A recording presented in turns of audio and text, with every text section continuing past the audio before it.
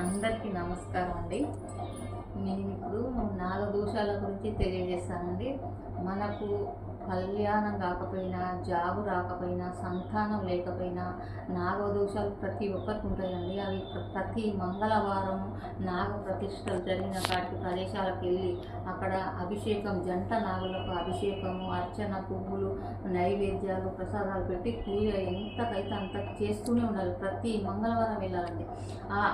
నాగదోషాలు తొలగిపోయి మనకు ఎంతో రక్షణ పెడుతుంది. మనం చూడకుండా ఎక్కడైనా మనకు నాగం పాము చంపడం కానీ ఇంకేదైనా చేయడం కానీ అలాంటి జరిగిన కాడ మనం తప్పకుండా దోషాలు అనేది జరుగుతూ ఉంటాయి ఫ్రెండ్స్. అది మన తాత ముత్తాతల నుంచి కూడా వాళ్ళు చేసిన కర్మ కూడా మనకు యాడ్ అవుతుంది ఫ్రెండ్స్. దానివల్ల మనకు ఆ దోషాలు అంటే అవకాశం చాలా ఉంటుంది. అప్పుడు మనం పరిహారాలు తప్పకుండా చేసుకోవాలి ఫ్రెండ్స్. అప్పుడు నాగేంద్రుని అనుగ్రహం తప్పకుండా కలిగి మనకు అనుకున్నవి జరుగుతాయి, సంతానం జరుగుతుంది, మ్యారేజ్ అయినా, జాబ్ అయినా, ఏదైనా జరగడానికి చాలా అవకాశం ఉంటుంది ఫ్రెండ్స్. నాగేంద్రుని తప్పకుండా ప్రతి మంగళవారం మీరు చేసుకోవాలి. మంచి శుభం జరగాలని కోరుకుంటున్నాను. నమస్కారం.